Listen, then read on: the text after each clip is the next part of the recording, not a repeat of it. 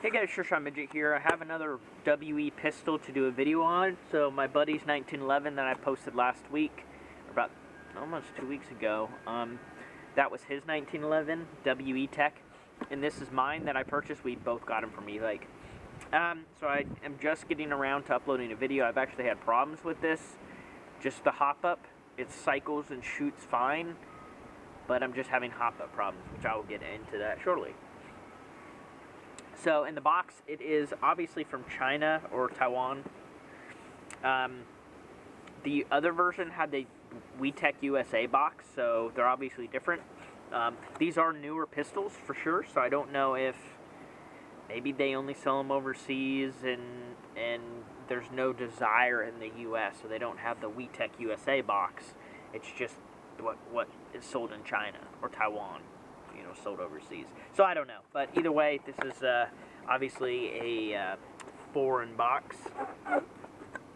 So when you open it up, you will see a manual. Where the heck did that go? Must have left it upstairs. So it doesn't really come with a traditional manual. It's just a parts diagram. It's not under there. It's just a parts diagram, not even a actual manual. It's actually kind of disappointing, but it's just another M9 basically. So it is wrapped in a bag just like most WeTechs, which is smart. So this pistol came out I think around 2018-ish, I think. So it's one of WeTech's newer pistols, and it is platformed off of the M9, but it is different, and different enough to do a video on. I don't even think I have a WeTech M9 on my channel because I have the KWA and my M93, which is also KWA. Now I'll start off by talking about the magazines. I do have them loaded. So this one comes with the pistol. It's got a pretty thick base plate, thicker than this one, as you can see. This one is green gas, no leaks out of the box, great performance. This is again what will come in the gun. Holds about 26 rounds. And then I purchased a CO2 version, which you can see does not have a fill valve. You have to pull down on the little tab there and then slide it off. And then you have the CO2. I have one canister in here, so we will shoot that. Now on the propane, my tank is probably 3/4 out, 3/4 empty, so there's not a whole lot in there. But you will see the gas efficiency with the CO2. The pistol is very gas efficient. Let me talk about the real gun. So this is the Beretta 92. It came out, I think, around 2006, maybe 2008, I think just for the civilian market. It's just a different version, a different take on the M9 or the 92 series. In fact, they call this the 92. It's spelled out. You'll see it in the description of this video. You can find them, and the real ones, they aren't made anymore. They kind of discontinued them. I actually would love to get a real one, either that or the M9A3, but the A3 is quite a bit more expensive than you can find these for. But as you can see, it just has like a different shaped slide.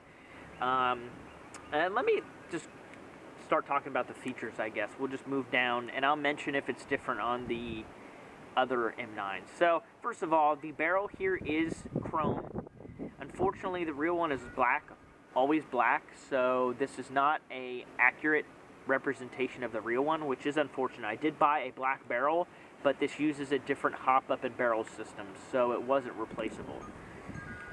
So I have to deal with it. But it did come with a thread adapter, which is pretty cool. These are fairly solid. You can put a suppressor or a flash hider on there. You don't want to put something too heavy. Moving back, we have a plastic cover for the rail. So it does have WeTech on the bottom, and it's got warnings. The real one actually has that as well, but on the bottom it's a Beretta logo. But they actually do pretty good at replicating this. So there's a little latch that you have to lift up, and it will come off entirely. Isn't that pretty cool? On the bottom there's a 2-slot rail. Just like the M9A1 will have 1 slot, if I'm not mistaken. And then the A3, I think, has 2 or 3. So they did kind of upgrade it on the A3. And this is in between the A1 and A3. So it's just in the middle, in between. And again, I think this is just a civilian. I don't think this was ever supposed to be a military pistol. The sights on here are pretty nice. I did notice it looks like this front one kind of got banged up a little bit. But they are 3-dot. which is absolutely what I prefer. They're pretty nice. They don't glow in the dark or anything. It's airsoft, just basic sights, but pretty nice. They did shape it differently on this version, the 92, which is how the real one is. I like it. The switch up on top, so on this mode it would be semi-auto. When you click it down one, it will go to full auto, and then another one and it will decock it or put it on safe. It is pretty stiff, so keep that in mind, the switch. Don't be switching it up and down constantly. Just leave it where you want it. You can change it when you want to change modes, but don't keep just moving it, because WeTech pistols are not made of steel. These are aluminum and pot metal zinc alloy parts, so you got to take care of it. The hammer has a hole on the back of it, and it's shaped differently, whereas the standard M9s are just round hole, and that's how the real one is as well, just like this, of the 92 series, that is. The grip on here is actually really comfortable. I think they thinned it down a little bit compared to the original metal frames, because this is all plastic. This is all plastic, but then this is metal. So the frame is a little different the way that the grips attach. So I think it's proprietary. I like it a lot. I really do. The plastic grips, it looks cool, it feels good. It feels more like a standard M9, thicker. The A3, they actually thinned it down, which I actually prefer, if I'm being totally honest. I like a thinner grip. But still, the standard M9 it's a handful, which for me isn't that big of a problem. I have a real M9, and it's just such a good shooter. More features: functioning slide lock, right there, and then the takedown, pushing that button, flip this switch, the regular M9, and then the slide comes off. It has a little bit different parts over here, probably for the full auto, so I hope WeTech makes replacement parts. I'm not sure if some other companies make like a drop-in, a steel, or anything either. I don't know. I just got this pistol to plink around with in the backyard, to be honest. I will never take this to a field. I have much better guns for that. This is just a plink in the backyard. But on the inside, the nozzle seems good quality. Everything seems pretty good in here. Pop-up is adjustable. We'll get to that later, because it wasn't shooting very good. Standard single action and double action. So that is single. Compared to a real gun, the airsoft is like just pretty crappy reset, to be honest. Double action would be this right here, just like that, and that will fire the pistol, so you can safely have one in the chamber and decock it and pull it out, and then bang, and it'll cycle it just like that. The shape of the slide is different in the back as well. It seems thicker, wider. But overall, it looks great. I love this. When I saw that WeTech was coming out with it, I saw like their prototype, and the barrel was silver, and I was like, oh, it's almost done. All they need to do is just make the barrel black, and they obviously ended up not making it black and just keeping it chrome. So I don't have my chrono out here to chrono. I apologize about that. But last but not least, talking about the hop-up, the actual problem that I've had with this gun. So with my buddy's 1911, with .25s, it was hopping about 120 feet, 100 feet max. This thing, I've had problems with it. I've had it fluctuate. Right now, I am using .25s, Falcon, and with the hop-up all the way up. And I was getting some pretty good accuracy. Now, I was having problems with it fluctuating. The bucking that's in this, I have no idea, man. Let's go ahead and get another mag off. Okay, that's shooting pretty good. Oh yeah. Okay, so I have noticed the WeTech buckings almost need a break-in. I don't know if I'm crazy, because I've put probably 500 BBs through this pistol, actual BBs.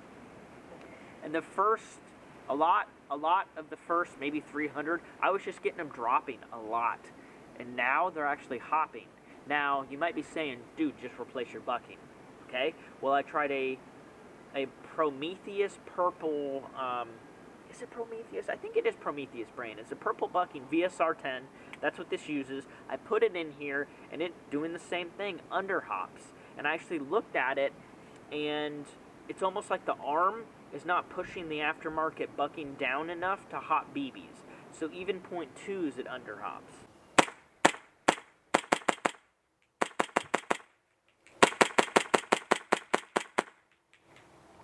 That's actually very impressive right there, the way that it was shooting.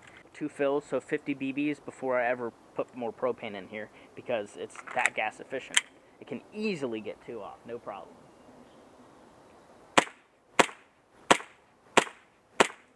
So now the BBs are actually hopping, and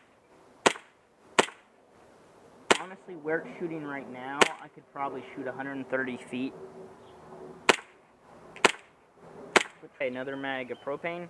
Magazine's actually pretty cool, but it's hot out here, so this thing will just chug through it.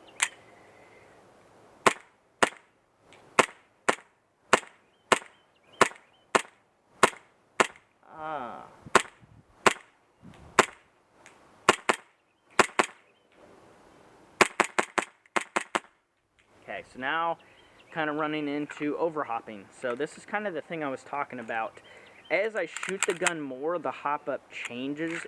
Not much, not drastically. It was awful before. So what I'm going to do, I have the hop up pretty much all the way up. I'm just going to turn it down a hair. So.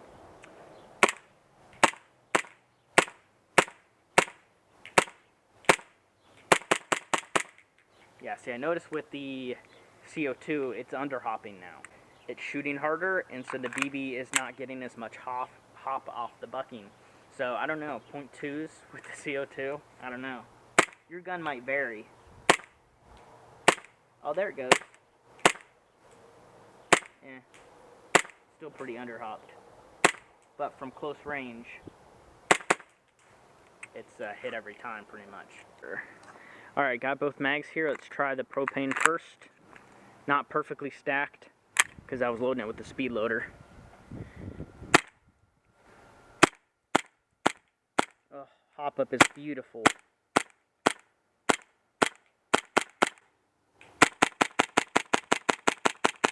CO2, 2.5 still.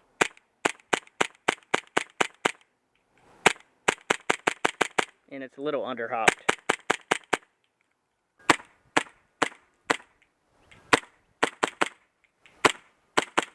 Oh, it's running out already.